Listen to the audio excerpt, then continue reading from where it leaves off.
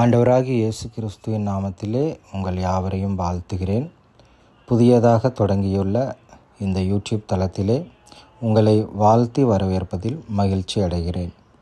கிறிஸ்தவர்கள் மட்டுமல்லாது அனைவருக்கும் சுவிசேஷம் சொல்வதற்கும் ஆவிக்குரிய காரியங்களை பகிர்வதற்கும் இன்றைய சூழ்நிலையிலே கலக்கத்தோடும் கவலையோடும் கண்ணீரோடும் இந்த உலக காரியங்களில் சிக்கி போராடி கொண்டிருக்கிற ஒவ்வொருவருக்கும் ஆண்டவராகிய இயேசு கிறிஸ்து உங்கள் கவலையில் இருந்தும் கண்ணீரில் இருந்தும் கலக்கத்தில் இருந்தும் விடுதலை தருவார் என்ற நற்செய்தியை உங்களுக்கு முதலில் சொல்லுகிறேன். எப்படி ஒரு குழந்தை புதியதாக இந்த உலகத்தில் வரும்பொழுது அதன் வளர்ச்சி மிகுந்த அவசியமாக உள்ளது. ஒவ்வொரு நாளும் அந்த குழந்தை வளர்வதை ஆரோக்கியமான வளர்ச்சி என்கிறோம். அதே போல கிறிஸ்தவர்களாகிய நாமும் ஒவ்வொரு நாளும் கிறிஸ்துவுக்குள் வளர வேண்டியது அவசியமாக உள்ளது.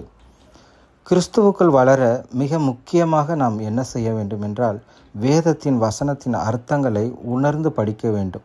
ஒவ்வொரு முறையும் படிக்கும் பொழுது நாம் தேவனிடத்தில் இதன் அர்த்தத்தை, இதன் பொருளை, இதில் உள்ள வெளிப்பாடுகளை எனக்கு கற்றுத்தாரும் ஆண்டவரே என்று சொல்லி அந்த வேதத்தை படிக்க கற்றுக்கொள்ள வேண்டும். இந்த வேதத்தின் முக்கியத்துவத்தை உணர்ந்ததினால்தான் தாவீது இவ்வாறு சொல்லுகிறார். சங்கீதம் 119 அதிகாரம் 105 வசனத்திலே, உம்முடைய வசனம் என் கால்களுக்கு தீபமும் என் பாதைக்கு வெளிச்சமுமாயிருக்கிறது என்று சொல்லி வசனத்தின் முக்கியத்தை, அதன் அர்த்தங்களை புரிந்து கொண்டு அது நம் வாழ்க்கைக்கு எவ்வளவு முக்கியம் என்பதை புரிந்தவனாக சாட்சி சொல்கிறான். அதே அதிகாரம் 119 அதிகாரம் 92 வசனத்திலே, உமது வேதம் என் மன மகிழ்ச்சியாயிராதிருந்தால் என் துக்கத்திலே அழிந்து போயிருப்பேன் என்கிறார். அதே சங்கீதக்காரன் இன்னொரு வசனத்திலே, கர்த்தரிடத்தில் மன மகிழ்ச்சியாயிரு, அவர் உன் இருதயத்தின் வேண்டுதல்களையெல்லாம் அருள் செய்வார் என்று சொல்லுகிறார். ஆகவே இந்த தாவீதை போல நாமும் கர்த்தருடைய வேதத்தை அனுதினமும் அதன் அர்த்தங்களை புரிந்து கொண்டு படிக்கும் பொழுது கர்த்தர் நமக்கு ஒரு நித்திய வாழ்வை கட்டளை இடுவார் என்பதில் எந்தவித ஐயமும் இல்லை. ஆகையால் கர்த்தருடைய வேதத்தின் உண்மையை உணரும் பொழுது அது ஒரு பேரின்ப நதியாக ஓடும். அதன் பொருளும் சுவையும் வார்த்தையில் சொல்லி முடியாதது. ஆகவே வசனத்தை அனுதினமும் தியானிப்போம். ஆண்டவரின் இவ்வுலகத்திற்கான காரியங்களை அறிந்து கொள்வோம்.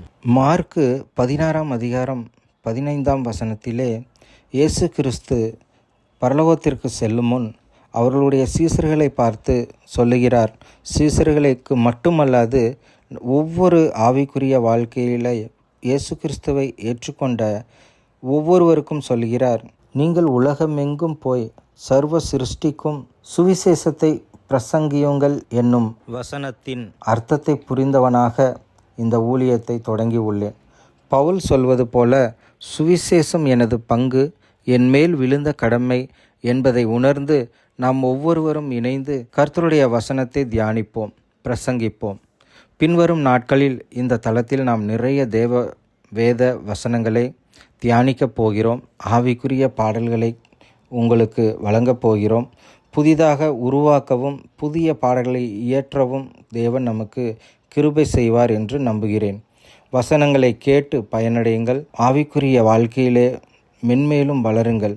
தேவன்தாமே உங்களை ஆசீர்வதிப்பாராக. ஆமேன்.